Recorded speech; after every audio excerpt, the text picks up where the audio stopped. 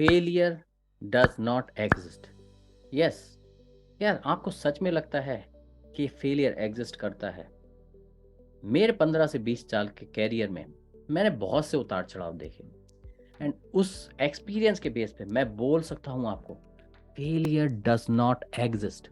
अगर failure exist नहीं करता है तो वो क्या है जिसको हम फेलियर बोलते हैं? फेलियर एक नेगेटिव टर्म है जो लोग यूज करते हैं जब आप किसी लर्निंग प्रोसेस में हैं।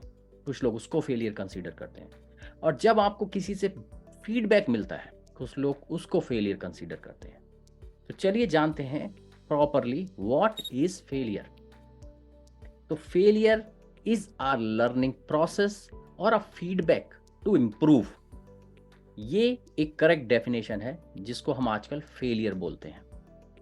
अब अगर आप कुछ चीज नई करते हैं तो इसमें 99% चांस है कि आप बहुत सी आपकी लर्निंग्स होंगी। अब अगर आप उन लर्निंग्स को फेलियर कंसीडर करने लगे तो आप उस चीज़ों में आगे कैसे बढ़ेंगे? ऑब्वियसली आप उन चीज़ों में आगे भी नहीं बढ़ सकते। और अगर आप कुछ नया करते हैं और लोग आपको उसके लिए निगेटिव फीडबैक देते हैं, तो अगर आप उन फीडबैक को एक फेलियर की तरह देखने लगे तो आप कैसे इंप्रूव करेंगे? आप इंप्रूव नहीं कर सकते। तो फेलियर समझिए is just a learning process and a feedback to improve. अब एक एग्जाम्पल के थ्रू अगर इसे जाने, आप सभी ने बाईसाइकिल चलाना सीखा होगा बचपन में, साइकिल चलाना, पैडलिंग करना। तो जब आपने पहली बार स्टार्ट किया साइकिल चलाना, आपने ट्राई किया, क्या आप पहली बार में ही साइकिल ठीक से चलाने लगे?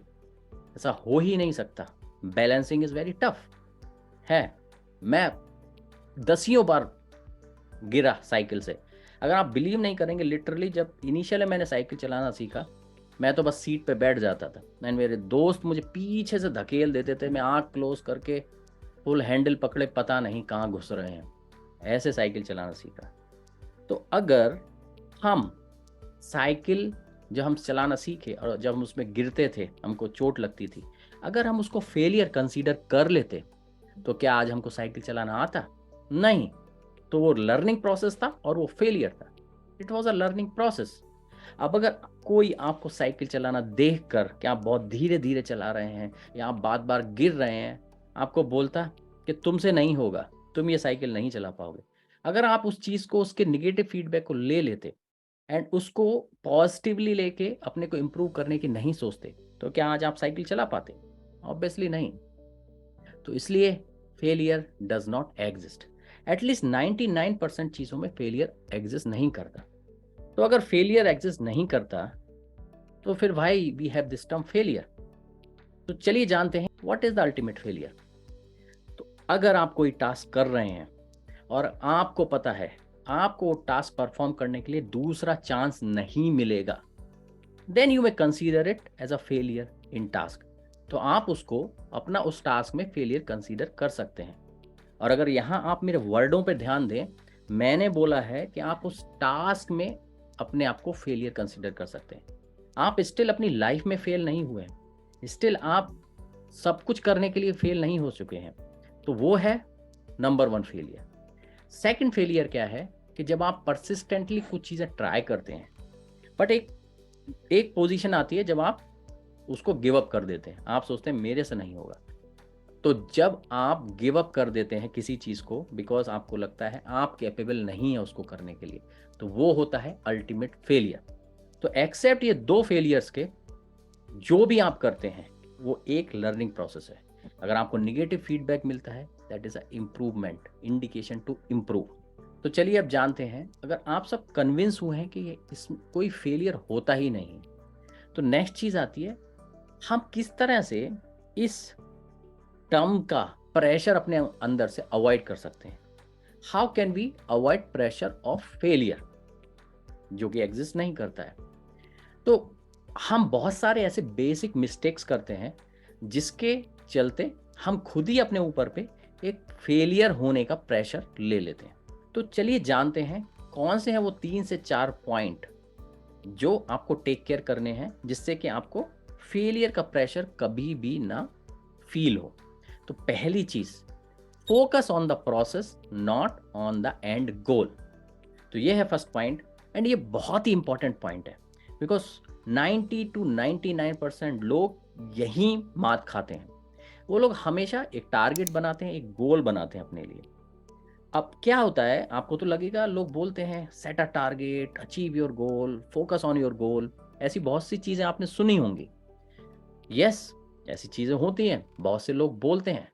बट कभी आपने सोचा है कि जब आप कुछ नया स्टार्ट करते हैं, अगर आप उसके लिए एक टारगेट सेट करते हैं, एक गोल सेट करते हैं, जो चीज़ आपको आती ही नहीं है अभी, तो क्या आप अपने ऊपर एक सोशल प्रेशर नहीं बना लेते हैं? क्या आप खुद ही एक फेलियर की रेसिपी अपने लिए क्रिएट नहीं कर लेते हैं? बिकॉज आपको नहीं पता कि आप उतने समय में वो टास्क अचीव कर पाएंगे और नहीं।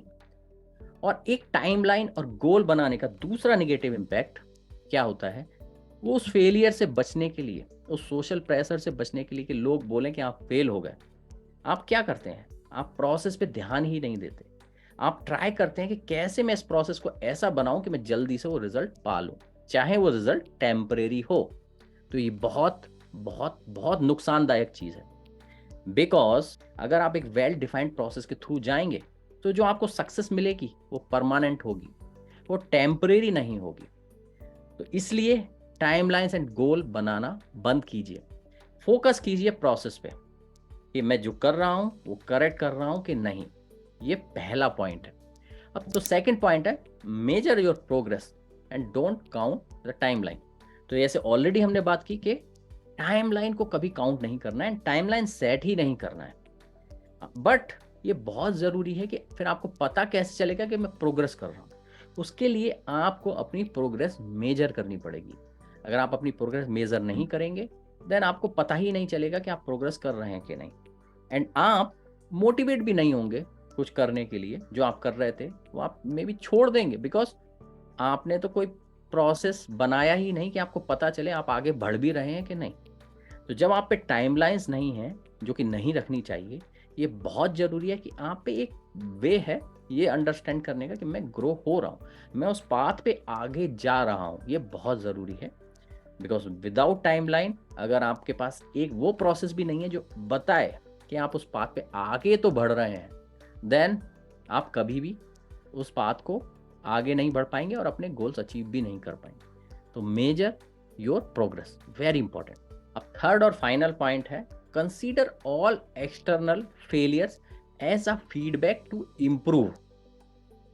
जब भी आप कुछ करेंगे, चाहे आप बहुत ही फ्रेश काम करें, चाहे आप पुराना काम करें, चांसेस है कि लोग आपको फीडबैक देंगे, आपको बताएंगे कि आप क्या गलत कर रहे हैं।